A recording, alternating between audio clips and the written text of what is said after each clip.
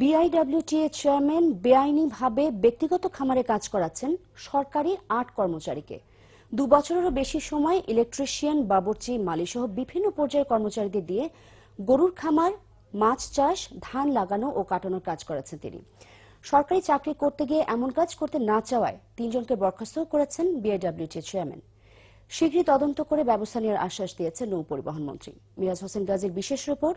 ছবি তুলেছেন শফিকুল ইসলাম সাবু, সাথে ছিলেন আব্দুল গনি। তথ্য ছিল ঢাকা জেলার নবাবগঞ্জের একটি বাড়িতে বেশ কয়েকজন সরকারি কর্মচারীকে বেআইনিভাবে ব্যক্তিগত কাজ করাচ্ছেন এক উচ্চপদস্থ কর্মকর্তা। সত্যতা জানতে অনুসন্ধানে নামে বাংলাভিশন। প্রভাবশালী হওয়ায় এই কর্মকর্তার অনৈতিক কর্মকাণ্ডের সন্ধানে কৌশলী হতে হয় বাংলাভিশন টিমকে। বাড়িটির প্রধান ফটক এড়িয়ে পাশের কৃষি জমি দিয়ে যেতেই চোখে পড়ে তপ্ত দুপুরে কড়া রোদে কাজ করছেন এক ব্যক্তি। পরিচয় গোপন রেখেই আলাপচারিতায় বেরিয়ে আসে সব আশ্চর্য তথ্য। তিনি বিআইডব্লিউটিএতে ২ বছরেরও বেশি সময় চাকরি করছেন। অ্যাডক ভিত্তিক নিয়োগে সরকারি বেতনভুক্ত তিনি, কিন্তু দুর্ভাগা এই মানুষটিকে কাজ করতে হচ্ছে শীর্ষ কর্মকর্তার ব্যক্তিগত খামারে। এক বছর ধরে আসছি এখানে। আগে কি করতেন? কোথায়? আগে আসছিলাম শ্যামপুর ইকো পার্কে। বিআইডব্লিউটি এর ওখানে? জি, শ্যামপুর ইকো পার্কে ছিলাম। এখান থেকে এখানে নিয়ে আসছে আমাকে। নিয়ে আসছে কেন? নিয়ে আসছে বাড়িতে, তার বাড়ি কাজ করার জন্য। কথা প্রসঙ্গে বলছিলেন শুধু তিনিই নন, এই বাড়িতে ৮ জন কাজ করছেন ১ থেকে ২ বছরেরও বেশি সময়। তাদের মধ্যে ইলেকট্রিশিয়ান সজীব ও বাবুর্চি সুমন স্থায়ী নিয়োগপ্রাপ্ত, আর আলমগীর, রাজু, রাজীব ও মোহাম্মদ ইব্রাহিম, সাজেদুল ও ইব্রাহিম হোসেন অ্যাডক ভিত্তিতে সরকারি নিয়োগপ্রাপ্ত। তারা এখানে একজন পাক করে, গরুর খামার আছে, গোবর ফালায়, ওই গ্যাস তৈরি করে পাকশাক করে, বাড়ির হাঁস মুরগি খাওয়ান দেয়, কবুতরে খাওয়ান দেয়। আর একজন হইলো কুকুর আছে, 2টা কুকুর পালে, মাছের খাবার দেয়। এরপর প্রধান ফটকে দেখা মেলে রাজু, রাজীব ও ইব্রাহিমের। রাজীব ও ইব্রাহিম 1 বছর ধরে এখানে কাজ করলেও রাজুকে মতিঝিলের প্রধান কার্যালয় থেকে আনা হয়েছে 3 দিন হলো। আপনি কতদিন এখানে? আমি 3 দিন। 3 দিন। আগে ছিলেন কই? ভাই জিজ্ঞেস করেন না আমাকে ভাই।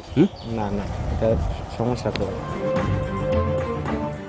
এরপর কথা হয় স্থায়ী নিয়োগপ্রাপ্ত সুমনের সাথে। চাকরি হারানোর ভয়ে কোনো কথাই বলতে নারাজ তিনি। তো বিআইডব্লিউটির কাজ করেন, এটা তো সত্য। বিআইডব্লিউটির কাজ করেন না? তো এখানে কতদিন আপনি? এখানে তো আছি, আমি বলতে চাইতেছেন জাস্ট। না, এখানে কেন? বিআইডব্লিউটি এখানে কেন? এটা কি সরকারি অফিস? সেটা তো ভাই আমাকে বলে লাভ নেই, ঠিক আছে? না, তাহলে এখানে কেন আপনার বেতন সরকার দেয় না? হ্যাঁ, তাহলে এখানে কেন? আর ইলেকট্রিশিয়ান সজীব তো সন্দেহ করে বসেন এই প্রতিবেদককে। থাকার ঘরের বাথরুমে আত্মগোপন করেন তিনি। তারও নাকি চাকরি যায় যায় অবস্থা। কারণ তারা সরকারি চাকরি করতে এসে এমন অমানবিক কাজ করতে রাজি নন। এমন আপত্তি করায় চাকরিচ্যুত করা হয়েছে সাজেদুল ও ইব্রাহিমকে। 2 জনের চাকরি চলে গেছে। কে গেছে? গেছে এদের ব্যক্তিগত কাজ করতে বলছিল, তারা ব্যক্তিগত কাজে করবে না, আর ব্যক্তিগতভাবে তুমি থাকো।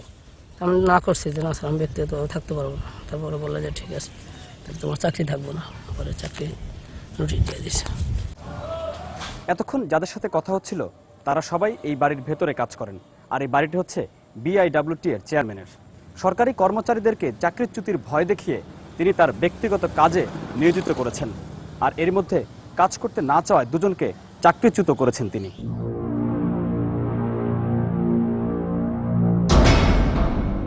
এবার বাংলাভিশন টিমের গন্তব্য চাকরি হারানো সাজেদুল ও ইব্রাহিমের কাছে। খোঁজ নিয়ে রাজধানীর একটি বেসরকারি প্রতিষ্ঠানে পাওয়া যায় তাদের। বিয়ে পড়া সাজেদুল 1 বছর করেছেন গরু দেখাশোনা ও ধান লাগানোর কাজ। শিক্ষিত সাজেদুল সে কথা বলতে গিয়ে লজ্জায় কষ্টের হাসি হেসে ফেলেন। অবশ্যই 3000 বেতন নিয়ে আসি। বেতন অফিস থেকে দিত? জি, সরকারি বেতন। জি। কিন্তু কাজ করাতো বাড়িতে? কি কি কাজ করাতো সেখানে? ওখানে সবই করতাম। গরু গোবর ফেলা লাগতো, ধান কাটা লাগতো, পুকুরে মাছ ধরা লাগতো, ঘাস কাটা। এসব অনিয়মের বিষয়ে জানতে যোগাযোগ করা হয় বিআইডব্লিউটি এর চেয়ারম্যান শামসুদ্দোহা খন্দকারের সাথে। আপনি আসেন, আপনার সাথে কথা বলবো না। না, এটা কিভাবে সম্ভব? জি, আপনার সেল নাম্বারটা দেন, আমি মিটিং আছি, মিটিংটা শেষ করে আপনার সাথে কথা বলি। তবে এরপর আর তিনি ফোন দেননি এবং ফোন রিসিভও করেননি। আর যেই মন্ত্রণালয়ের অধীনে এই প্রতিষ্ঠান, তার মন্ত্রিত তথ্য শুনে আকাশ থেকে পড়েন। বড় কর্মকর্তার এত বড় অনিয়মের তদন্তের কথা বললেন তিনি। আমি এই প্রথম শুনলাম যে এই ঘটনাটা, যদি কেউ আগে বলতো বা কোনো অভিযোগ আসতো আমি দেখতাম।